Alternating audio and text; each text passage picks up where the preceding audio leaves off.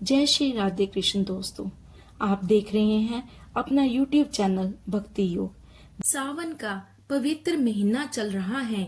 सावन का महीना भगवान शिव को बेहद प्रिय है। कल यानी 5 अगस्त को सावन का चौथा और अंतिम मंगला गौरी व्रत रखा जाएगा। सावन के महीने में हर मंगलवार को मंगला गौरी व्रत रखा जाता है। यह व्रत माता पार्वती को समर्पित होता है। मंगला गौरी व्रत के साथ ही कल यानी 5 अगस्त को सावन माह की पुत्रदा एकादशी भी है। मंगला गौरी व्रत और पुत्रदा एकादशी व्रत एक साथ पढ़ने से इस दिन का महत्व कई गुना अधिक बढ़ जाता है। सावन माह के शुक्ल पक्ष की एकादशी तिथि को पुत्रदा एकादशी कहा जाता है। पुत्रदा एकादशी के दिन श्री हरि विष्णु जी की पूरी विधि विधान से पूजा अर्चना की जाती है। यह व्रत संतान के लिए रखा जाता है। इस व्रत को रखने से संतान सुख प्राप्ति होती है, साथ ही संतान के हर कष्ट दूर हो जाते हैं। आइए जानते हैं पुत्रदा एकादशी पूजा विधि। पुत्रदा एकादशी के दिन सुबह जल्दी उठें, स्नान आदि के बाद स्वच्छ वस्त्र धारण करें, विष्णु जी का ध्यान करते हुए व्रत का संकल्प लें, सूर्य देव को अर्घ दें, घर के मंदिर की साफ सफाई करें, एक छोटी चौकी पर पीला वस्त्र बिछाकर विष्णु जी की प्रतिमा स्थापित करें और विष्णु जी को फल, फूल, धूप, दीप, अक्षत और तुलसी दल अर्पित करें। इसके बाद उन्हें पंचामृत का भोग लगाएं। पुत्रदा एकादशी व्रत का पाठ करें। विष्णु जी के मंत्र ओम नमो भगवते वासुदेवाय मंत्र का जाप करें। दिन भर व्रत रखें और विष्णु जी का स्मरण करें। अगले दिन द्वादशी तिथि में स्नान आदि के बाद स्वच्छ कपड़े पहने, ब्राह्मणों को भोजन खिलाएं और दान दक्षिणा दें। इसके बाद स्वयं भोजन ग्रहण करके व्रत का पारण करें। आइए सुनते हैं पुत्रदा एकादशी व्रत कथा। पुत्रदा एकादशी का महत्व।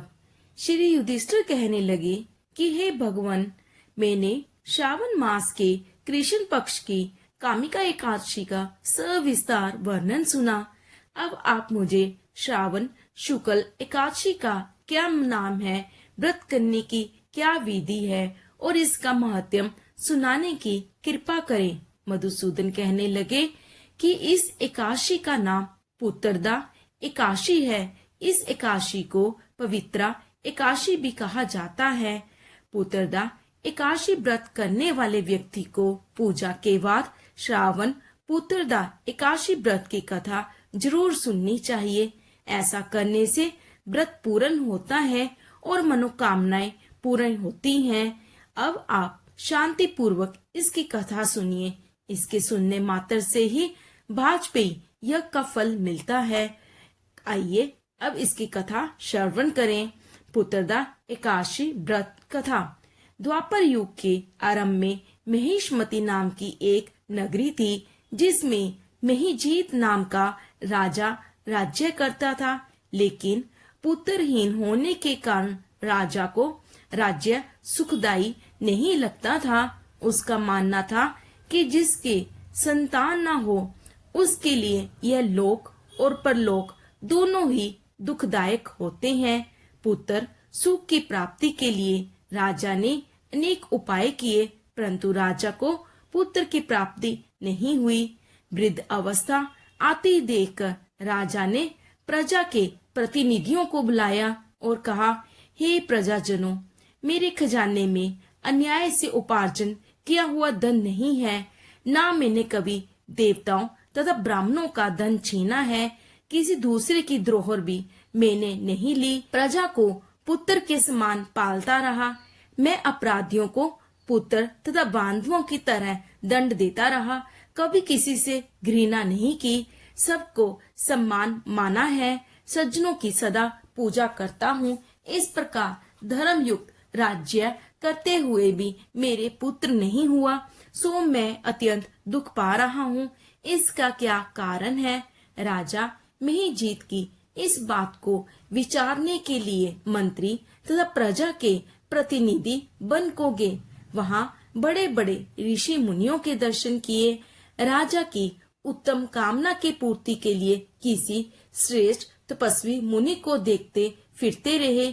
एक आश्रम में उन्होंने एक अत्यंत वयोवृद्ध धर्म के ज्ञाता, बड़े तपस्वी, परमात्मा में मन लगाए हुए, निराहार, जितेंद्रिय, जितात्मा, जित क्रोध, सनातन धर्म के गूढ़ तत्वों को जानने वाले, समस्त शास्त्रों के ज्ञाता महात्मा लोमश मुनि को देखा, जिनका कल्प के व्यतीत होने पर एक रोम गिरता था।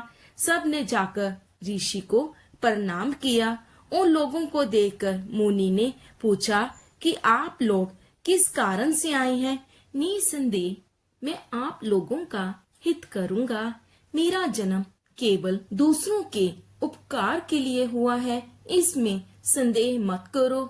लोमश ऋषि के ऐसे वचन सुनकर सब लोग बोले, हे महर्षि, आप हमारी बात जानने में ब्रह्मा से भी अधिक समर्थ हैं, अतः आप हमारे इस संदेह को दूर कीजिए। महिष्मति पुरी का धर्मात्मा राजा महिजीत प्रजा का पुत्र के समान पालन करता है, फिर भी वह पुत्रहीन होने के कारण दुखी है। उन लोगों ने आगे कहा कि हम लोग उसकी प्रजा हैं, अतः उसके दुख से हम भी दुखी हैं। आपके दर्शन से हमें पूर्ण विश्वास है कि हमारा यह संकट अवश्य दूर हो जाएगा, क्योंकि महान पुरुषों के दर्शन मात्र से अनेक कष्ट दूर हो जाते हैं। अब आप कृपा करके राजा के पुत्र होने का उपाय बतलाएं। यह वार्ता सुनकर ऋषि ने थोड़ी देर के लिए नेत्र बंद किए और राजा के पूर्व जन्म का वृतांत जानकर कहने लगे कि यह राजा पूर्व जन्म में एक निर्धन वैश्य था। निर्धन होने के कारण इसने कई बुरे कर्म किए। यह एक गांव से दूसरे गांव व्यापार करने जाया करता था। एक समय ज्येष्ठ माह के शुक्ल पक्ष की द्वादशी के दिन मध्याह्न के समय वह, जबकि 2 दिनों से भूखा प्यासा था, एक जलाशय पर जल पीने गया। उसी स्थान पर एक तत्काल की ब्याही हुई प्यासी गौ जल पी रही थी। राजा ने उस प्यासी गाय को जल पीते हुए हटा दिया और स्वयं जल पीने लगा। इसलिए राजा को यह दुख सहना पड़ा। एकादशी के दिन भूखा रहने से वह राजा हुआ और प्यासी गौ को जल पीते हुए हटाने के कारण पुत्र वियोग का दुख सहना पड़ रहा है। ऐसा सुनकर सब लोग कहने लगे कि हे ऋषि, शास्त्रों में पापों का प्रायश्चित भी लिखा है, अतः जिस प्रकार राजा का यह पाप नष्ट हो जाए, आप ऐसा उपाय बतलाएं। लोमश मुनि कहने लगे कि श्रावण शुक्ल पक्ष की एकादशी को, जिसे पुत्रदा एकादशी भी कहते हैं, तुम सब लोग व्रत करो और रात्रि को जागरण करो।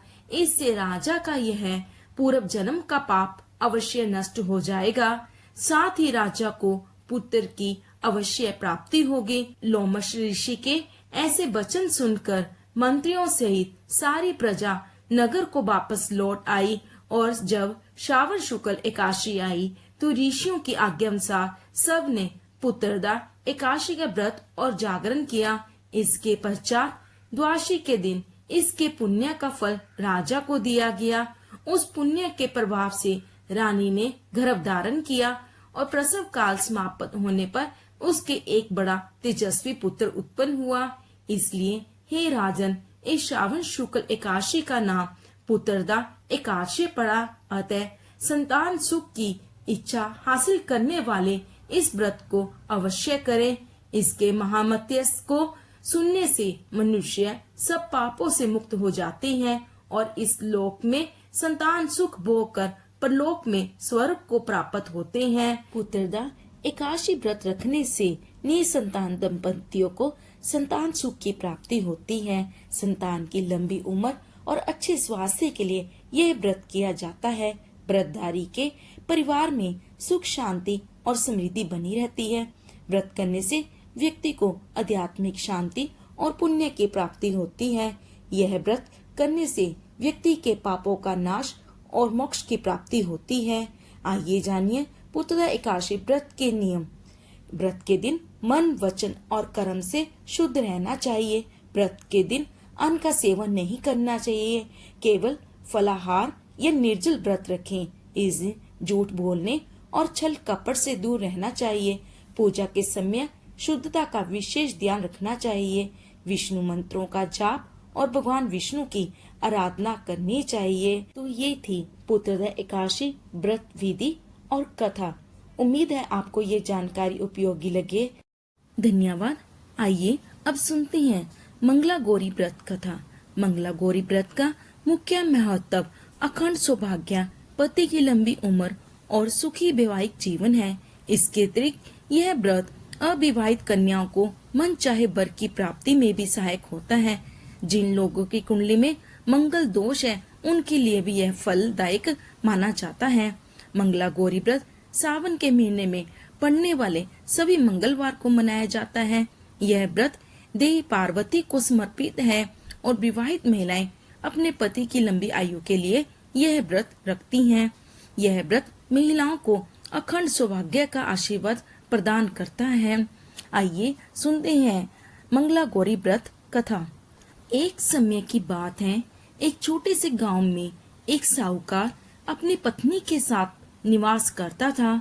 साहूकार धनवान था और उसके घर में किसी प्रकार की कोई कमी नहीं थी। फिर भी वह और उसकी पत्नी संतान ना होने के कारण दुखी रहते थे। संतान की कमी उन्हें हमेशा कचोटती रहती थी। एक दिन की बात है, उस साहूकार के घर में साधु आए। साहूकार ने उनका आदर सत्कार किया और उन्हें अपनी समस्या के बारे में बताया। साधु ने साहूकार की पत्नी को सावन में मंगलवार को किए जाने वाले मंगला गौरी व्रत करने की सलाह दी। साथ ही पूजा विधि के बारे में भी संपूर्ण जानकारी प्रदान की। इसके बाद साहूकार की पत्नी ने सावन माह के पहले मंगलवार से ही गौरी मंगला का पूजन व्रत रखना शुरू कर दिया। अब वह हर मंगलवार को विधि पूर्वक व्रत और पूजा पाठ करने लगी। इसी प्रकार कई महीनों तक उसने यह व्रत किया। एक दिन उसकी धर्म निष्ठा से प्रसन्न होकर माता पार्वती ने भगवान शिव से साहूकार और उसकी पत्नी को संतान प्राप्ति का वरदान देने के लिए कहा। साहूकार को उस रात स्वप्न में एक दिव्य शक्ति ने दर्शन देकर कहा कि एक आम के पेड़ के नीचे भगवान गणेश की मूर्ति विराजमान है। तुम उस पेड़ से आम तोड़कर अपनी पत्नी को खिला देना, इससे तुम्हें संतान की प्राप्ति का सुख मिलेगा। साहूकार ने अगले दिन सुबह उठकर अपनी पत्नी को इस सपने के बारे में बताया और वह उस आम के पेड़ को ढूंढने निकल पड़ा। काफी समय तक ढूंढने के बाद आखिरकार साहूकार को वह आम का पेड़ मिला जहां भगवान गणेश की मूर्ति विराजमान थी। उसने आम तोड़ने के लिए उस पेड़ पर पत्थर मारना शुरू कर दिया। पत्थर फेंकने से एक आम तो टूटकर नीचे गिर गया, लेकिन गलती से एक पत्थर जाकर भगवान गणेश की प्रतिमा को लग गया। इससे भगवान गणेश क्रोधित हो गए और उन्होंने प्रकट होकर उस साहूकार को श्राप देते हुए कहा कि हे स्वार्थी मनुष्य, तूने अपने स्वार्थ के कारण मुझे चोट पहुंचाई है। तुझे माँ पार्वती की कृपा से संतान की प्राप्ति तो होगी, लेकिन उसकी मृत्यु 21 वर्ष की आयु में ही हो जाएगी। यह सुनकर साहूकार बहुत घबरा गया और वो वापस घर चला गया। उसने वह फल अपनी पत्नी को खिला दिया और किसी को भी इस घटना के बारे में नहीं बतलाया। कुछ समय पश्चात भगवान शिव और माता पार्वती के आशीर्वाद से साहूकार और उसकी पत्नी को पुत्र की प्राप्ति हुई। उससे उन दोनों के जीवन में खुशी का ठिकाना ना रहा, लेकिन साथ ही साहूकार इस बात से भी चिंतित था कि उसका पुत्र अल्पायु होगा। देखते ही देखते वह बालक 20 वर्ष का हो गया और व्यापार में अपने पिता का हाथ बटाने लगा। एक दिन घर लौटते समय साहूकार पेड़ की छांव में तालाब किनारे बैठकर अपने पुत्र के साथ भोजन करने लगा। तभी वहां कमला और मंगला नामक दो कन्याएं कपड़े धोने के लिए आईं और कपड़े धोते हुए आपस में बात करने लगी। कमला ने मंगला से कहा कि मैंने इस सावन मास में प्रत्येक मंगलवार को मंगला गौरी व्रत रखने का निश्चय किया है। तुम भी माँ पार्वती को समर्पित यह व्रत अवश्य करना। इससे माता पार्वती प्रसन्न होती हैं और आप पर उनकी कृपा दृष्टि बनी रहती है। इसे करने से मनवांछित वर और अखंड सौभाग्य की प्राप्ति भी होती है। मंगला की बात सुनकर मंगला भी इस व्रत को करने के लिए तैयार हो गई। दूसरी ओर साहूकार ने दोनों कन्याओं के बीच यह पूरा संवाद सुन लिया और अपने मन में यह सोचा कि यह कन्या मंगला गौरी व्रत को करती है, इससे अखंड सौभाग्य की प्राप्ति होगी, यह मेरे पुत्र के लिए योग्य वधु साबित होगी। ऐसा सोचकर वह उन दोनों के विवाह का प्रस्ताव कन्या के पिता के पास लेकर गया। साहूकार की गांव में प्रतिष्ठा और मान होने के कारण कमला के पिता अपनी पुत्री का विवाह साहूकार के लड़के से करवा देते हैं। विवाह के पश्चात भी कमला विधि पूर्वक मंगला गौरी का व्रत रखना जारी रखती है। उसके इस भक्ति भाव से प्रसन्न होकर माता पार्वती एक दिन उसे स्वप्न में दर्शन देती हैं और कहती हैं कि मैं तुम्हारी भक्ति से अति प्रसन्न हूँ, इसलिए तुम्हें अखंड सौभाग्य का वरदान देती हूँ। लेकिन तुम्हारा पति अल्प आयु है, इसलिए अगले महीने मंगलवार के दिन एक सर्प तुम्हारे पति के प्राण लेने आएगा। तुम उसके लिए एक प्याले में मीठा दूध रख देना, उसके पास एक खाली मटका भी रख देना। सर्प दूध पीकर उस मटके में चला जाएगा, फिर तुम उस मटके को ऊपर से कपड़े द्वारा ढक देना। अगले दिन मंगलवार को कमला ने माता पार्वती की बात मानकर एक प्याले में मीठा दूध रख दिया और पास में एक मटकी भी रख दी। सर्प ने आकर दूध पिया और मटकी में जाकर बैठ गया। कमला ने उस मटकी पर कपड़ा बांधकर उसे जंगल में रख दिया।